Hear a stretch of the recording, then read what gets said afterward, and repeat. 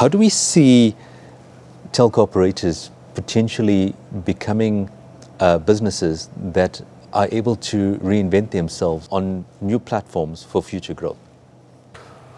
Well, I guess, Prameshin, this is an interesting question, but not limited to telco industry, because digitization in general is impacting any business today, right? In finance, we have seen digital banks with no physical infrastructure coming on. On transport, well-known and kind of cliche example now of Ubers and, Airbnbs and all sharing. And there are industries like media, it has been already disrupted forever. It will never go back to what media is. Media consumption and how we consume media completely changed. Now this is moving into real big disruptions in terms of banking, insurance, and telco, and probably in the future, healthcare and transportation as well. So this digitalization really impacts cross-industry, in a very big manner. So I think for communication service providers, it is an opportunity, because now they are coming from an enabling environment of all this communication to all these industries and users. So they understand what it takes to leverage that knowledge and turn it into new revenue streams. That's exactly what they are trying to do with these new digital services. So probably we will see telcos are playing really key and critical role in the evolution of other industries, all the way from healthcare, transport to probably financial services and media as well. So I think the industry has been changing quite drastically since its inception, indeed. A century ago, from the early stage communication networks to date, and it will continue evolving. And I think it's really an exciting industry to be in. So I just want to go back to the issue of networks and in particular around spectrum. I guess we've already seen some 5G auctions take place in Europe and in the Americas. Whereas in South Africa, we still need to set out the framework for the deployment of or additional 4G spectrum. Unita, you've spent a lot of time, I guess, with the regulator and the people who are designing the policy around this. Do you think we will get 4G in 2019? Well, we've already got LTEs. What's interesting for me is I think that, lack of spectrum has been a critical enabler of the fibre industry, because, the amount of fibre backhaul has been put into place. But yeah, I'm very positive. I think we're on the right track. I really, really believe that the Minister, Ndabeni Abrahams, is the right person for the job. And she understands the market, she knows the market, she's an incredibly hard worker, she's been with us for a really, really long time in her role as Deputy Minister, and I think we're in for a good time. I would put my money in it. I think you're quite right. We already do have 4G, but it's probably not the most efficient given the lack of spectrum. I think, no telco discussion in 2019 is complete without a discussion around 5G. And it's quite interesting. There's a huge amount of literature on the implications of 5G, but there's not much literature that explains quite simply what 5G is. Bora, if I can give you that challenge, can you quite succinctly describe what 5G is? In 5G, we need to go back to the roots of 5G and how ITU defines 5G from an IMT 2020 vision point of view. I think that really gives the context of what 5G is, and which is really enabling mobile connectivity to everyone and everything. And it is also enabling a socioeconomic development in many ways. This is what the original strategy of 5G underlined by. So there are three probably key pillars to 5G. One of them is enhanced mobile broadband, which is really enabling mobility connectivity to anything and everything, from your cell phones to sensors, for different speeds, for different reliability purposes. The second pillar is really massive machine type communication, which is your IoT type of communication, enabling all the sensor type or machine to machine connectivity. And the last aspect is ultra reliable low latency communication, which is really taking this technology to put it in use in critical applications, all the way from your self-driving cars to remote surgeries to operating your rail operations from a line switching point of view and all, which are really dependent on the latency and reliability issues.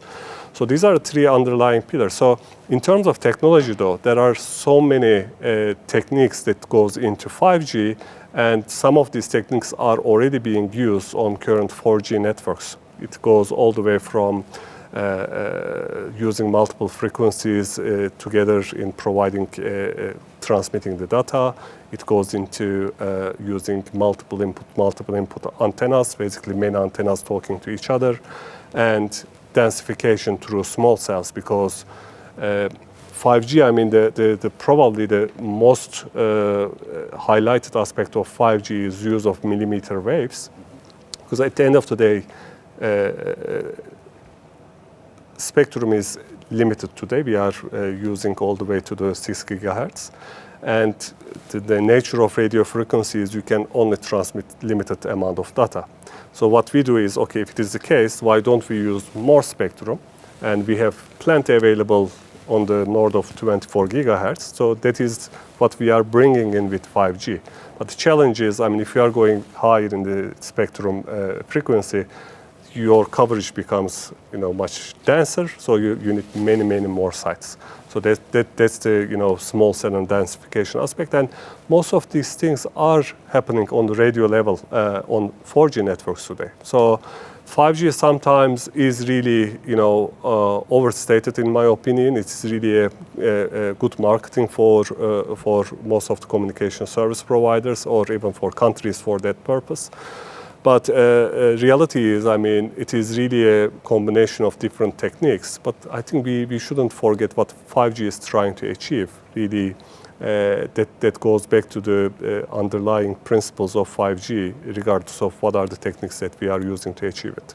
So without, I guess, going into the technical detail of 5G, for me, I like to summarize it into three areas which you've touched on. The first is taking us into a realm of gigabit per second speeds. Secondly, greater efficiency in terms of bandwidth and therefore capacity. And the third then is it enables far lower latencies than what we are currently seeing under 4G or even 3G technology. So if you cover those three areas, I guess the next element is what are the use cases that lends itself to the deployment of 5G technology? I think, where people have the view that it allows you to, stream 4K type movies over broadband, that's a very limited perception of 5G and the potential of 5G. I think it takes it into a completely different realm, because 4G can currently solve the requirement for high definition streaming. So what are some of the use cases that you've been talking to your industry members around, Unita? I think the single biggest one that we are considering are self-driving cars, autonomous driving, as we call it. I think, if you look at the reliability that 5G promises, I think that's critical, because nobody wants to be in a vehicle that is driving itself on a network that is not reliable. And I think that 5G promises, and we have to talk about it as in the future, because we don't really know, that we'll have these ultra reliable networks. But when we talk about these things, people think that a lot of this autonomous driving and things are very futuristic and, a bit like the Jetsons. But it's because we are slowly exposed to technologies that we become accustomed to. So, when I speak to people about autonomous driving, I always ask them, I said, do you have a speedo cruise on your car? So when you drive long distance route, do you use your speedo cruise? Because that's a form of autonomous driving, a smaller form of it. So this is just the next step. And we're not going to obviously see autonomous driving in every suburb and in every road. But, and I think this is the interesting part where the conversation is taking place right now about 5G and the architecture of 5Gs. Where will we require 5G? So I think that, we'll see, in my opinion certainly, is that 5G is a technology on national long distance routes for autonomous trucks, autonomous drive vehicles, autonomous taxis, transport modes. And that's going to put a lot of pressure on people and on MNOs to deploy and get the architecture right and understanding where they are deploying. So I think to round up the conversation that we've had thus far, let's just talk about the implications of a digital economy in the South African context. Are we ready for a digital economy? What are the threats that a digital economy potentially brings in an environment where we have very high unemployment and a very low skills base? Just to get your thoughts around that.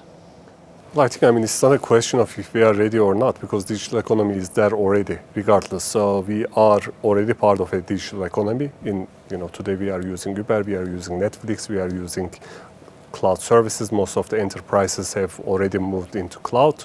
We passed the tipping point on most of the digitization, and it's just the evolution of it and further adoption of it. The question, the implications in terms of jobs, in implications in terms of skills, is massive, because obviously, as I mentioned before, this global digitization, every industry do require doing things quite differently because businesses are evolving, including telcos themselves as well.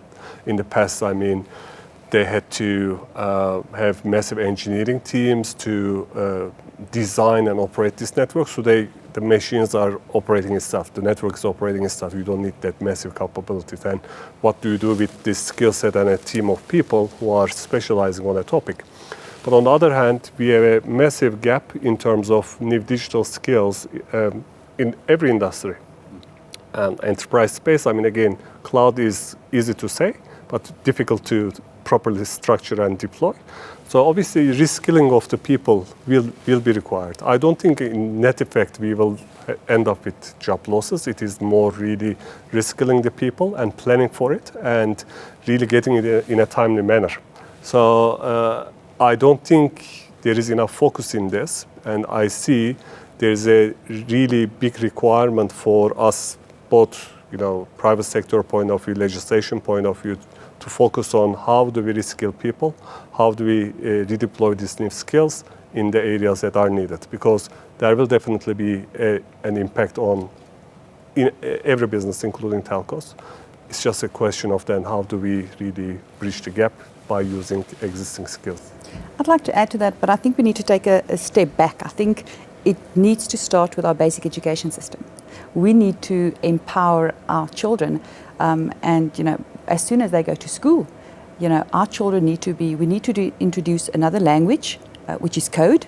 Our children have to, from a very young age, learn to code, and the basic education system, our curriculums need to change to, at that age, already start an enabling environment where we are raising up digitally mature children that come through the ranks, so that when they finish with school, they already have a platform that can be utilized. But yeah, digital maturity is a concern. I'm especially concerned about the SMME market and whether they are really evaluating themselves and looking at what is available out there, and the efficiencies that they can achieve and the cost savings that they can achieve by applying technology to their businesses. But lots of work that needs to be done. I personally see the digitalization of the South African economy as a massive positive in terms of addressing a number of the social challenges that we have. So the digital or digitalization probably makes it that much easier for a standardized level of education across the youth of South Africa. Secondly, it then also allows for further training and development of young people. So effectively reducing the cost of delivering training and development material to individuals, and running that off the back of a high-speed data network then allows greater access to the material that's available. Exactly, we talk about use cases, and we also, a couple of years ago, we had the fees must fall movement, and one of the questions that we brought up as an industry association is that we said, so let's go by the assumptions that fees do fall. Where are we physically going to put the students? Physically, the universities cannot accommodate them. So we have to find alternative methods of educating people. And of course, e-education is that method. But in order to achieve that, we have to ensure that people have access to reliable and affordable internet. Absolutely. The second use case I would think is certainly in terms of healthcare and access to healthcare, particularly for people who don't have easy access to transport modalities to the nearest hospital or the clinic. And then the third is then in terms of financial inclusion.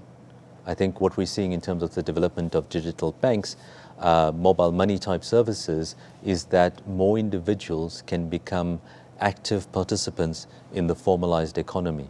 So I don't think physical cash is anywhere near dead for now, but I think certainly, as we've seen in some of the other markets, particularly in Kenya, where mobile money and financial services actually acts as an enabler towards economic growth. Exactly. Bora, Yonita, thank you very much. I think this has been a most enlightening conversation for me. I do appreciate the time that you've taken. Any final and closing comments from your side? I think, probably just to wrap up of what we have discussed, we are living in an era that is changing, and within the industry that we are in, from a TMT point of view, it is really dynamically and very fast changing as well. I encourage all my colleagues and all stakeholders in the industry to really be more future looking and try to deal with the problems of the future rather than the problems of the yesterday. And today, in my opinion, there is a bit of focus shift that needs to happen in the industry, and I think these kind of conversations are really helpful to drive that change and innovation in the industry. And thanks for having me, for being part of this discussion, Permission. Personally, I just think that we are in incredibly exciting times. I think that there's a fantastic future that lies ahead. I think the opportunities that the digital world will bring us is endless.